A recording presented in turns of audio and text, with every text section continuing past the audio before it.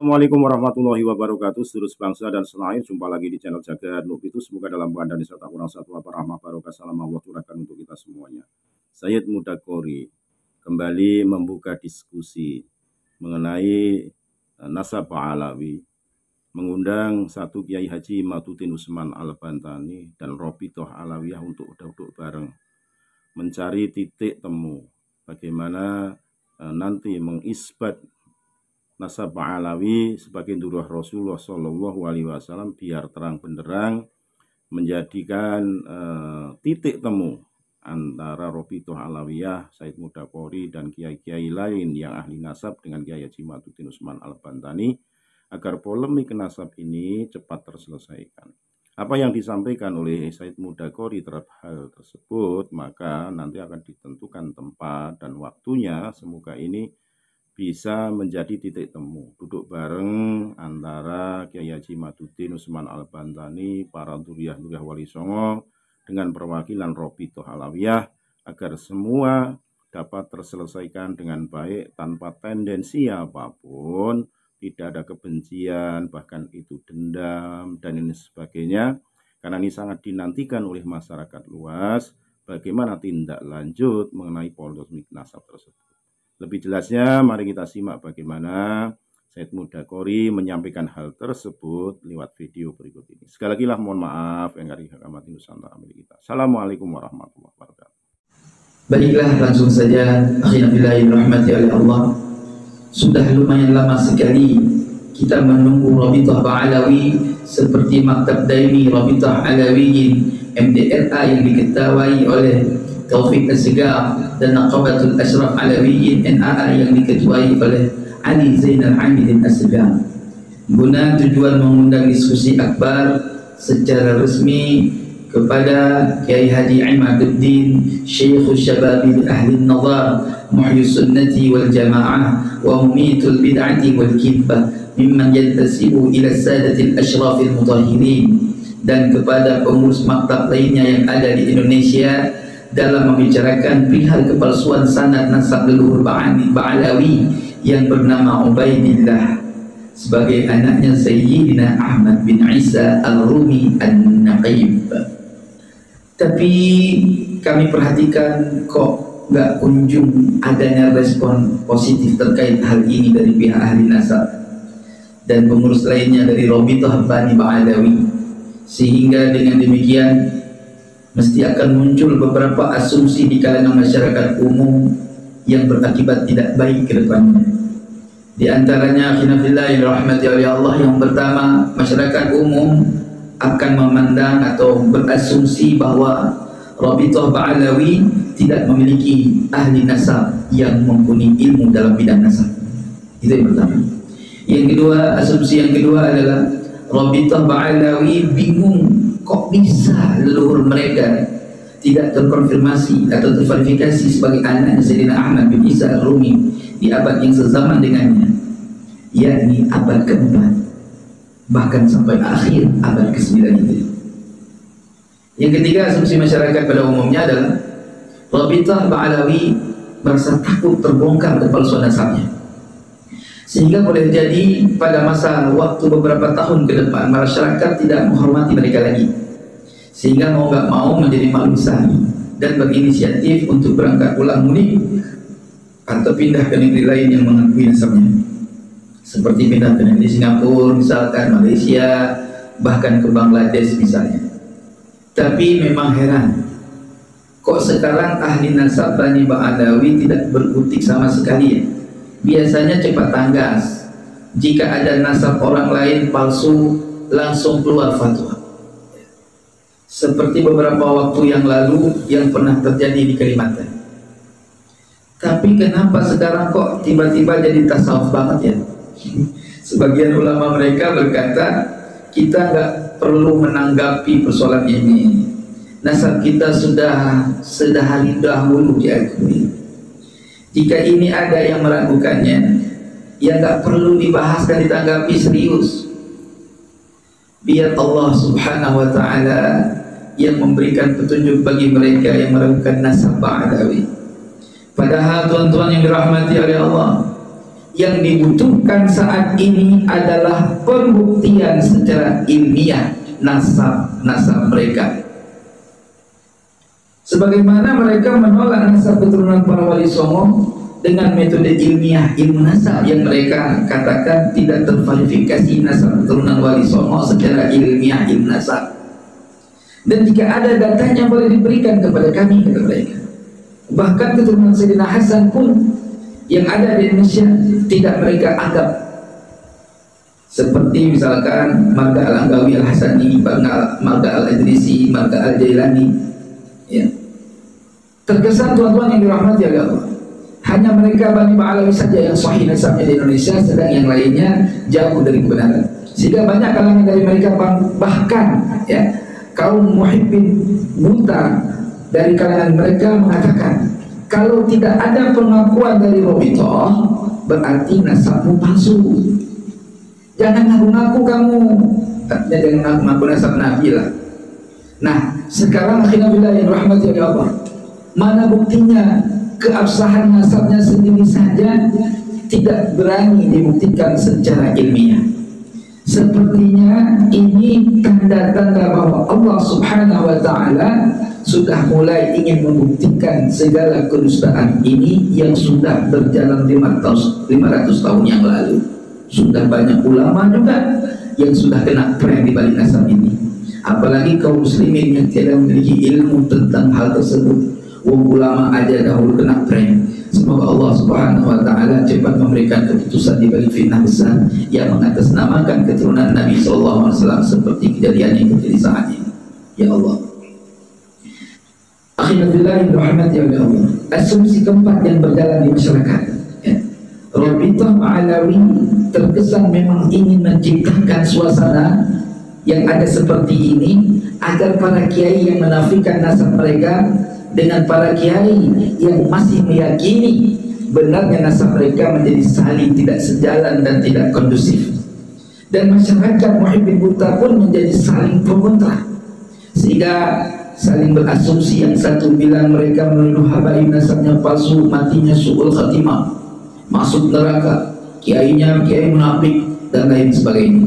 Sedang masyarakat yang pro kepada Kiai Ahmad dan yang pro kepada palsunya nasab Ba'alawi menyatakan habaib itu bukan keturunan Nabi, nasabnya palsu, tidak perlu menghormatinya berlebihan kecuali mereka alim ulama yang lurus istiqamah pada jalan kebenaran.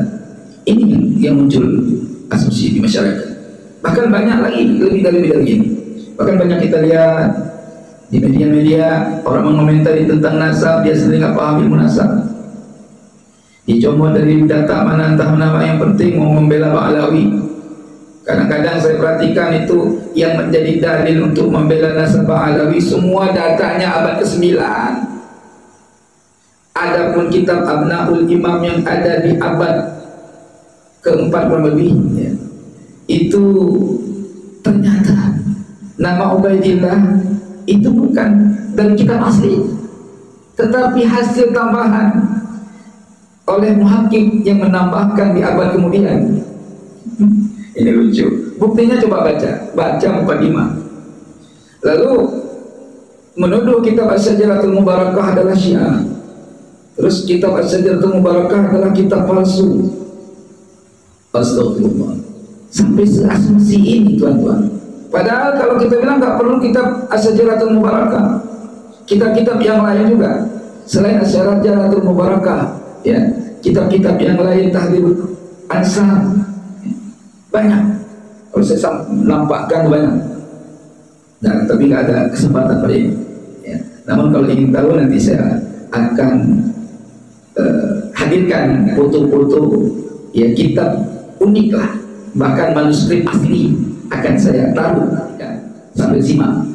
Maka akhirnya bila yang rahmati Allah, mereka juga berpegang kepada kitab A'yan Syiah, ya, di mana kitab-kitab tersebut, ya, mereka ambil daripada ulama-ulama Syiah. Tuan-tuan yang dirahmati oleh Allah, lucu sekali sangat. Baru-baru ini saya dengar ketua Rabithah datang ke Aceh nyari informasi di mana manuskrip asli yang ada di Aceh. Allahumma shalli ala sayyidina Muhammad. Akhina billahi rahmati Allah. Banyak kalangan-kalangan asatid yang mengomentari kebenaran kitab dari mulai abad ke-9 sampai kemari. Tidak perlu. Yang diperlukan mana bukti penulisan kitab di abad ke-9 sejarahnya menerangkan abad yang sebelumnya di abad kedua Hijri tentang Sayyidina Ahmad yang memiliki anak Sayyidina Ubaidillah yang ada di abad 2 sampai 3 Hijri. Dari mana datanya? Rijalul Islamnya mana yang menyebutkannya? Seandainya kitab di abad ke-9 menyatakan kami ambil dalam kitab yang ada di abad sekian, kita lacak lagi sampai ketemu di abad ke-4. Itu jelas. Gak usah jauh-jauh lah. Ada aja kitab ahli nasab di abad ke-5 aja yang menuliskan Ubaidillah anaknya Ahmad bin Isa al-Muhajir. Rungkat semua permasalahan ini. Tapi sampai hari ini Rabithah sedang mencari kemana-mana, gak ketemu. Syekh Imaduddin itu cerdas, gak ketemu tuan. Saya sudah dapatkan manuskrip yang abad ke-4 ya. Manuskrip abad ke-4, coba lihat. Abad ke-4 ke-5, coba lihat yang saya sampaikan. Tidak ketemu, tidak ada nama Ubaidillah. Bahkan di abad ke-4 Imam Ahmad bin Isa Ar-Rumi punya anak cuma satu, yaitu Muhammad, sampai panjang risalahnya. Maka tuan-tuan yang dirahmati oleh Allah, terlepas dari permasalahan itu yang saya sampaikan, hal ini akan terus memperkuat status nasab mereka Bang Alawi sampai mendoktrin masyarakat lain umum, masyarakat umumnya didoktrin dengan hadis-hadis. Namun dalam hadis itu dibelokkan maksudnya agar masyarakat Muhibbin Muntah terus yakin kalau mereka Bani Bang Alawi adalah zuriyah Nabi Muhammad SAW yang terfitnah dan terzalimi. Ya, mereka selalu mengatakan siapa yang benci Ahlul Bait, benci zuriyah Nabi, mereka celaka. Ini bukan masalah benci.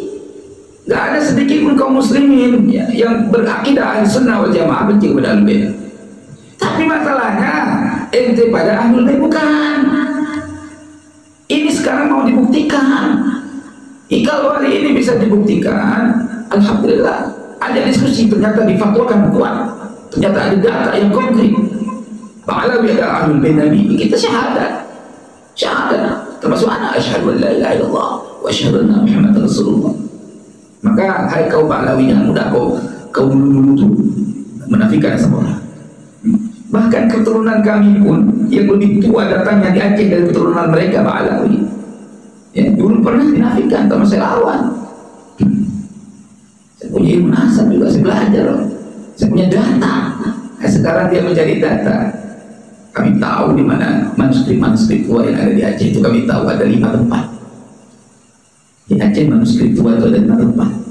Kalian malah nggak ketemu. Tapi kalau pun ketemu, nggak bakal ada nama kalian, kakek kalian, leluhur kalian. Malikus Saleh, ya, itu punya data.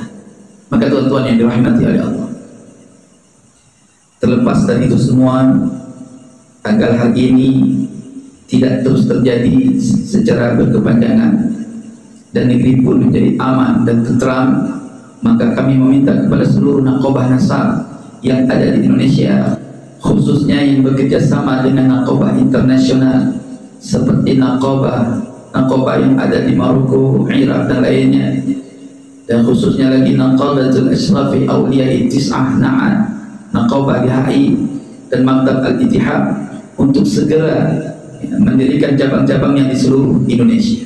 Ini saya mohon kepada Na'an, DHI, Al-Ittihad dan yang lainnya, segera sebarkan cabang-cabang kalian, kantor-kantor cabang kalian di seluruh Indonesia, khususnya di Pulau Jawa, supaya informasi terkait nasab yang paling sahih dan yang paling benar, yang tepat, akurat, yang bersambung langsung kepada Rasulullah SAW terus diinformasikan kepada masyarakat, sehingga masyarakat tahu mana yang palsu dan mana yang asli.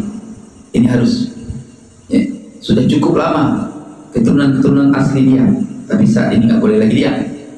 Sudah sungguh harus kita bahas, karena detik-detiknya muncul Imam Mahdi yang asli harus muncul. Maka tuan-tuan yang dirahmati oleh Allah, kita perhatikan ya, kehidupan ini.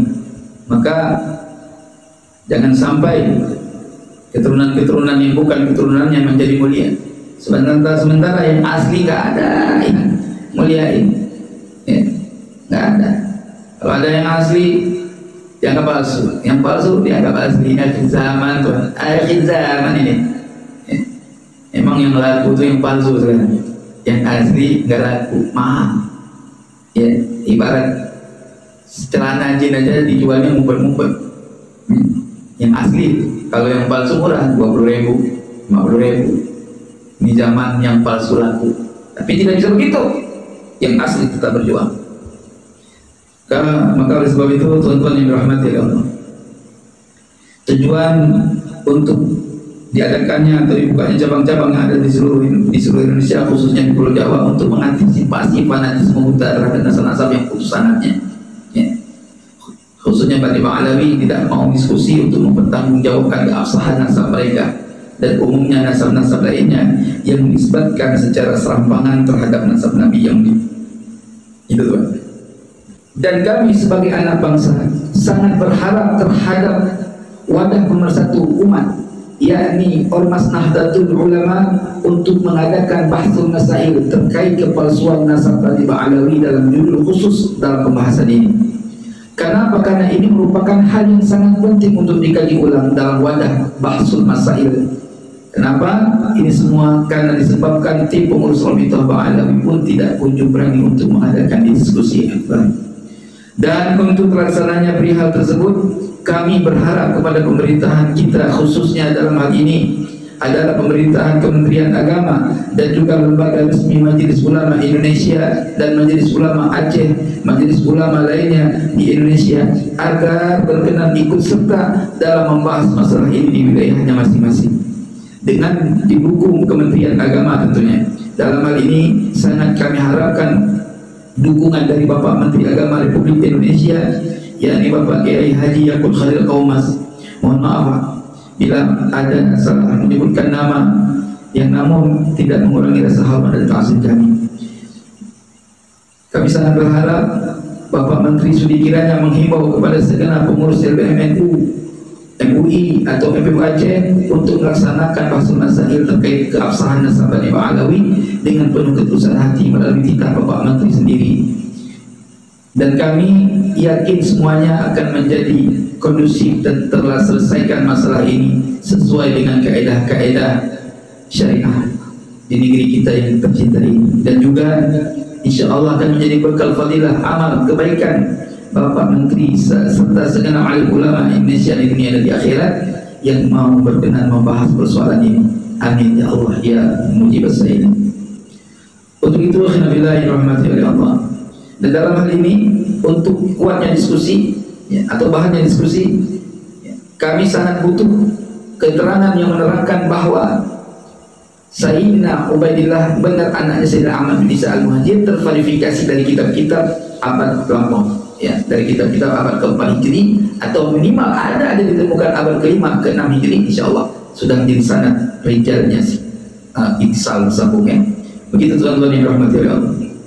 Untuk itu kami pada siaran ini tidak membahas terkait kitab-kitab nasab yang menjadi rujukan ulama ahli nasab yang menafikan nasab Alawi dan yang menetapkan nasab Habib Alawi, sebab tujuan kami saat ini adalah ingin mengajak segala kalangan baik pemerintah dan rakyat Indonesia untuk ikut membantu dan menggiring terutama opini-opini agar pihak Rabithah mau mengadakan dan mengundang diskusi akbar. Jika mereka masih tidak mau juga, maka pemerintah dan lembaga bahsul masail NU serta lembaga MUI dan MPU khususnya itu Aceh ya, dan umumnya Majelis Ulama lainnya dan lembaga-lembaga nasab Indonesia agar segera mengadakan pengkajian secara mendalam terkait masalah nasab Alawi ini.